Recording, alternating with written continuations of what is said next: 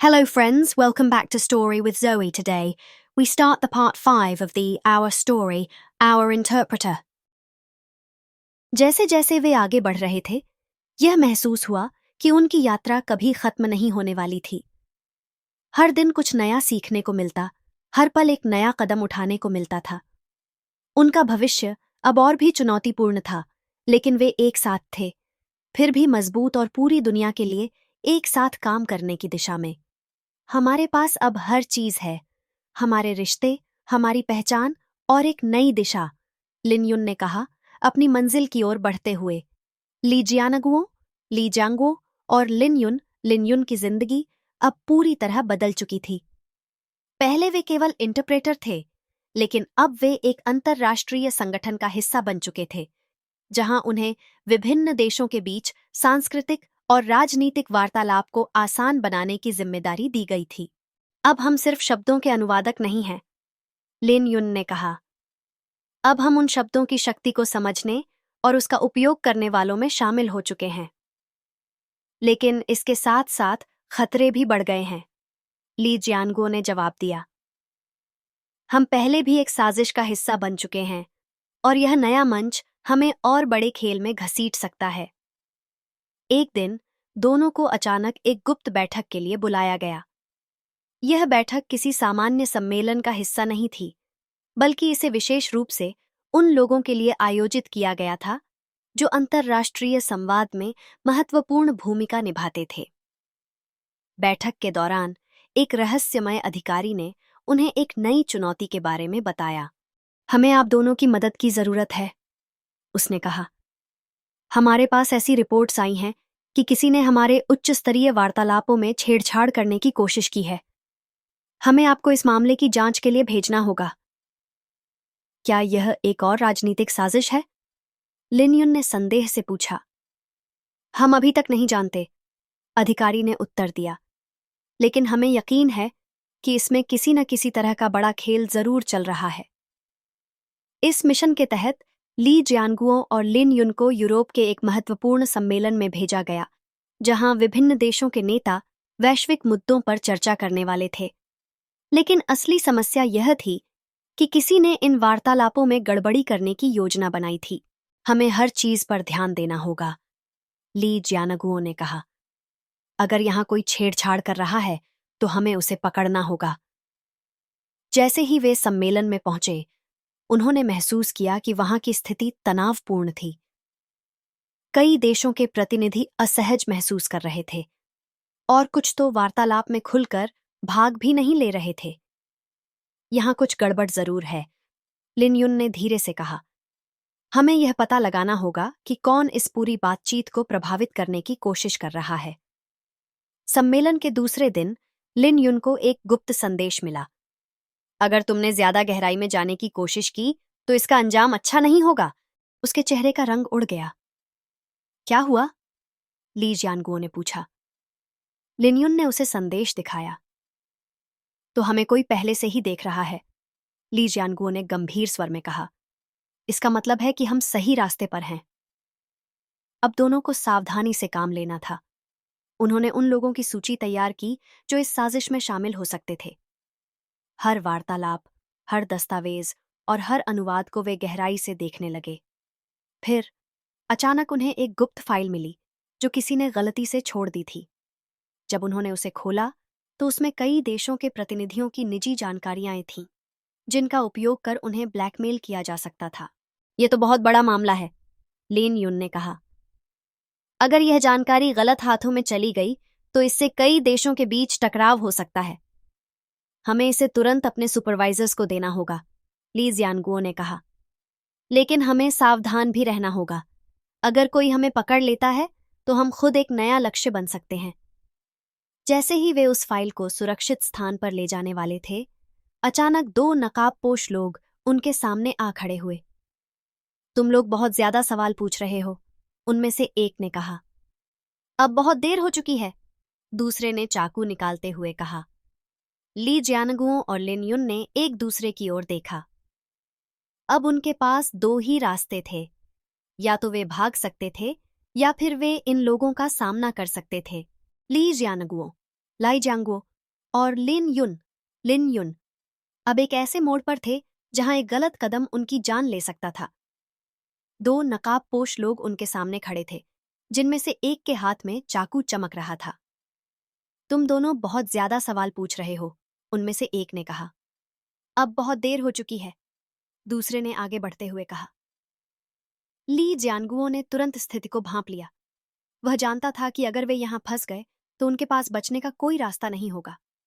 उसने धीमे स्वर में लिन युन से कहा, जब मैं इशारा करूं तो तुम भाग जाना।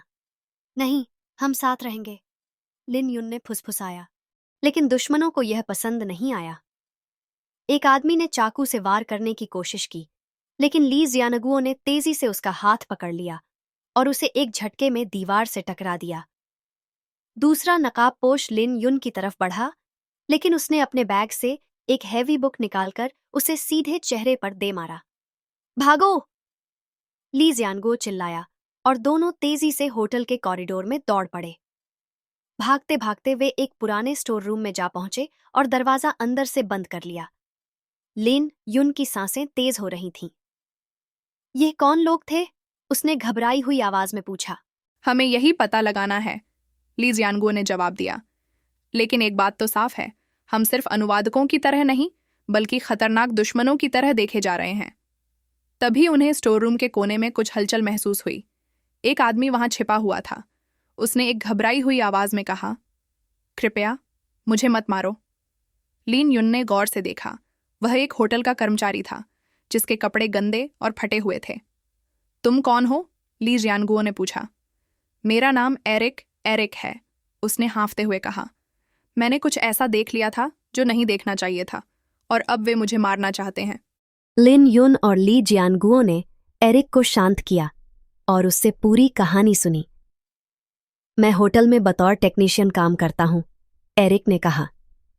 एक दिन जब मैं सिक्योरिटी कैमरों की जांच कर रहा था तो मैंने कुछ ऐसा देखा जिससे मैं डर गया।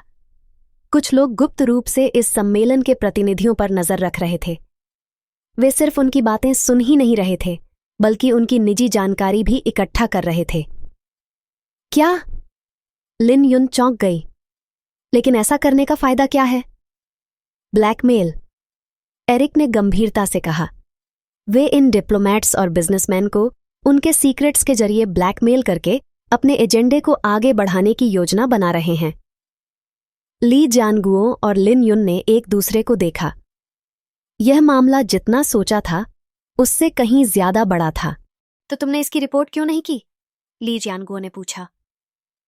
मैंने कोशिश की थी, एरिक ने कहा, लेकिन होटल मैनेजमेंट ने मुझे चुप रहने को कहा और फिर मुझे धमकियां मिलने लगीं। जब मैंने छिपकर कुछ रिकॉर्ड करने की कोशिश की तो उन्होंने मुझे ढूंढ निकाला और मारने की धमकी दी। मैं बस जान बचाकर भाग रहा हूं। तुम्हारे पास कोई सबूत है? लिन युन ने पूछा।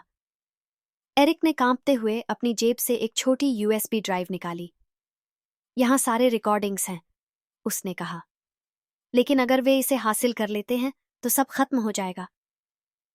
ली जियानगुओ ने यूएसबी ड्राइव ली और कहा, हमें यह सबूत सही हाथों तक पहुंचाना होगा। लेकिन कैसे? लिन युन ने पूछा। अगर वे हमें ट्रैक कर रहे हैं तो यह आसान नहीं होगा। हमें यह ड्राइव किसी ऐसे इंसान को देनी होगी जो इस मामले को इंटरनेशनल सिक्योरिटी एजेंसियों तक पहुंचा सके, ली जियानगुओ ने कहा।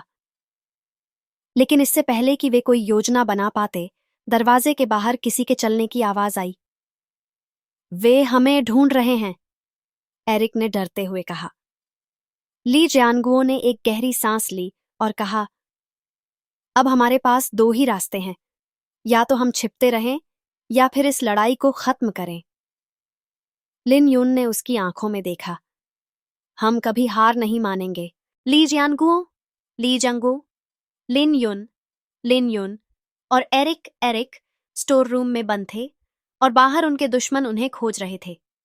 अब उनके पास दो ही रास्ते थे, या तो वे यहीं छिपे रहते और पकड़े जाने का इंतजार करते, या फिर अपनी जान जोखिम में डालकर भागने की कोशिश करते। हमें यहां से बाहर निकलना होगा, ली जियानगुओ ने कहा। अगर वे हमें पकड़ लेते हैं तो ये यूएसबी ड्राइव कभी सही हाथों तक नहीं पहुंचेगी। लिन युन ने सहमति में सिर हिलाया। लेकिन हम भागेंगे कैसे? बाहर उनके आदमी पहरा दे रहे हैं। एरिक ने धीरे से कहा, होटल की लॉन्ड्री शाफ्ट हमें बेसमेंट तक ले जा सकती है। वहां से हम बाहर निकल सकते हैं। अगर यह हमारा एकमात्र रास्ता है तो हमें इसे आजमाना होगा, ली जियानगुओ ने कहा। तीनों ने लॉन्ड्री रूम के छोटे से दरवाजे से नीचे जाने की कोशिश की। जगह बहुत संकरी थी, लेकिन उनके पास कोई और विकल्प नहीं था। जैसे ही वे नीचे पहुंचे, उन्होंने सुना कि ऊपर से आवाजें आ रही थीं। वे यहीं हैं, उन्हें ढूंढो। लिन युन ने तेजी से यूएसबी ड्राइव अपनी जैकेट के अंदर छुपा ली और ली जियानगुओ की तरफ देखा। अगर हमें यह सही हाथों तक पहुंचानी है तो हमें अलग अलग रास्तों से निकलना होगा। ली जियानगुओ जानता था कि यह खतरनाक था, लेकिन उनके पास और कोई चारा नहीं था। जैसे ही वे बेसमेंट से बाहर निकले, होटल के गार्ड और नकाबपोश आदमी उनका पीछा करने लगे। वे भाग रहे हैं, पकड़ो उन्हें! ली जियानगुओ और लिन युन अलग अलग दिशाओं में दौड़ पड़े। एरिक उनके पीछे था, लेकिन वह ज्यादा तेज नहीं भाग पा रहा था। तभी अचानक एक गोली चली। बचकर रहो! ली जियानगुओ चिल्लाया, लेकिन बहुत देर हो चुकी थी।